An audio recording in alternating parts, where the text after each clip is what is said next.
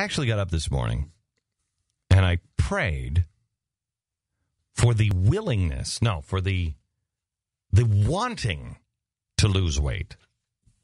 I watched myself on TV last night and I went, in widescreen, I am still about to fill up the entire screen. You're about to see me on Fox and about a third of the screen in the Fox Business Channel.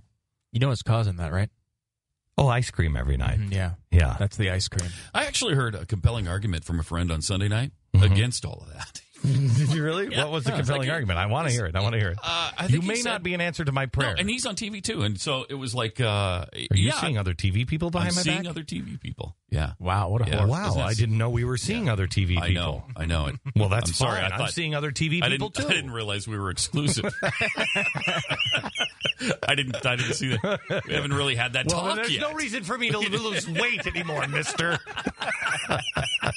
That's kind of what he was saying. Yeah. He was like, and he's on TV every night. Yeah. And he's like, why? I mean, okay, I'm pudgy. I accept it. I don't care. My wife doesn't seem to care. She's not on me all the time. My wife is beginning to care. Now, if your wife cares... Yeah, my wife is beginning... If your in fact, wife cares, that's a different issue. I think she's beyond beginning to care. Yeah. I think she's just beginning to say it now. Right, because if your friend says, I don't think my wife doesn't seem to care, she just hasn't reached the point yet where she's outwardly saying it. Yes. She and cares. That's exactly where my wife...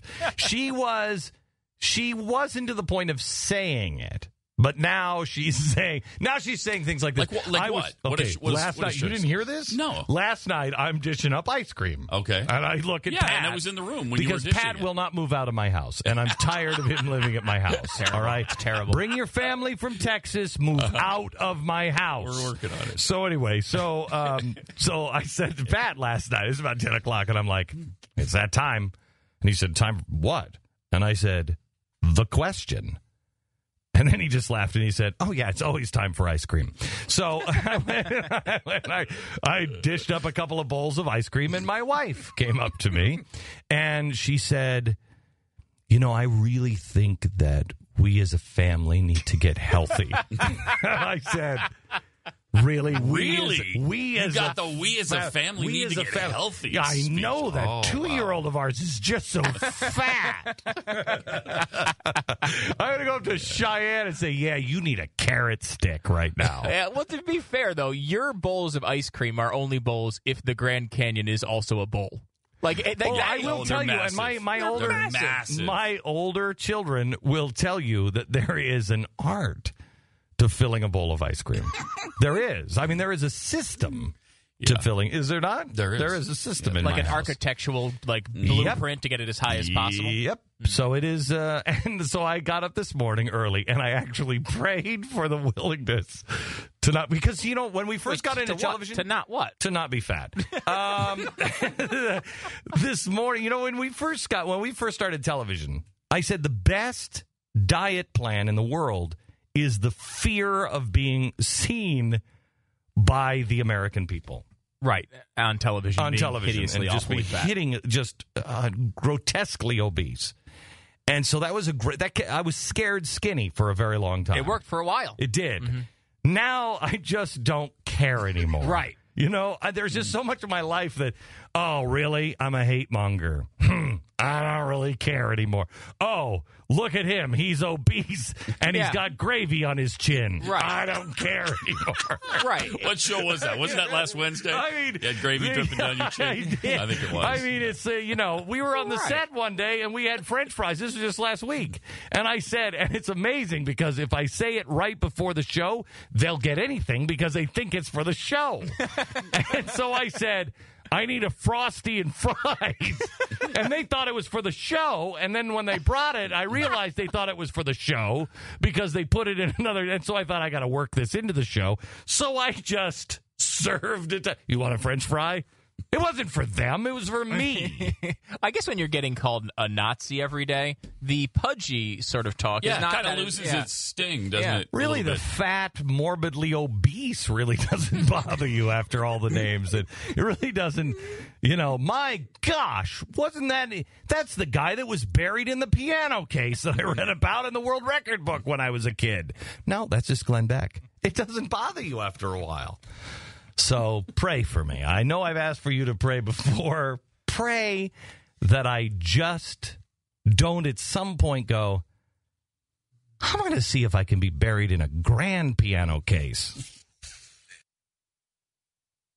888-727-BCK. Let's go to Phyllis in Cleveland. Hello, Phyllis. Yes, Glenn. My philosophy is that your body can only handle so much stress. And when you're so worried about the state of the republic and everything that's happening, you have to compensate and reward your body somewhere else. Isn't that great? You're getting validation on fatness. That's awesome. Phyllis, thank you so much. Will you call my wife? Yes, I will. Thanks. Bye-bye. Thanks a lot, Phyllis. You know what? It is, honestly, the ice cream thing is because of stress. I get to the end of the day, and I feel like I have come off of, Utah Beach. And I'm like, okay, I'm going to have some ice cream. I mean, it's a war zone every day. And, while I'm not being shot at yet, it is... It really is. And that's why I've just been like, you know what? I'm going to enjoy something. I'm just going to enjoy a giant, gargantuan bowl of ice cream. I broke out my fat suit today. I haven't even told my wife this yet. You broke out what? I have one jacket. You're saying you're wearing a fat suit? Because that would explain how your appearance. No, I broke out the one jacket that I have that's like, I don't know, size 55, 58. I don't even know what size it is. And I broke it out today. It is my last line of defense. Tomorrow night he's in a muumuu. Shows up on Fox News in If I muumuu. gain any more weight, I am on television in sweatpants. Hello, America. Come on. Waddle with me.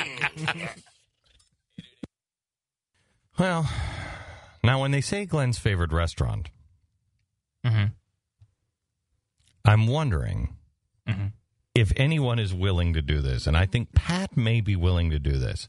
The best place that I have found, and I'm willing to search for more, the best place that I have found for dessert in New York City is Serendipity. Oh, absolutely. Okay. Yeah. Serendipity is...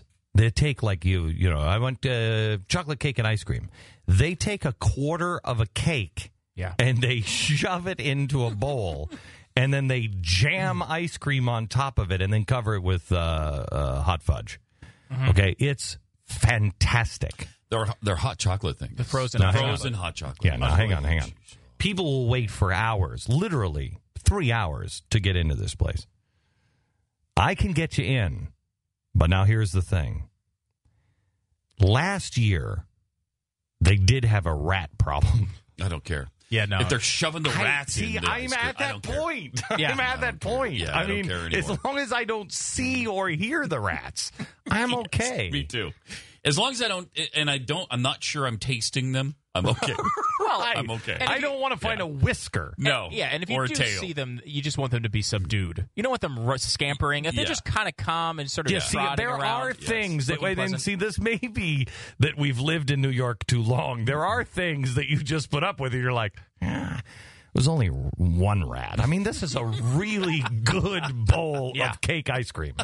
It's really good. If you saw Ratatouille, the rats were helpful in cooking. They were very helpful.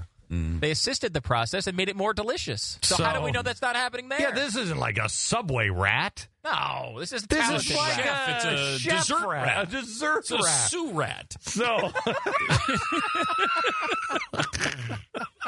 we lived in this city too long. Kelly in Tampa, you're on the Glenn Beck program. Hi, Glenn. Hi. I just wanted to tell you, don't stress over it. Fat people are harder to kidnap.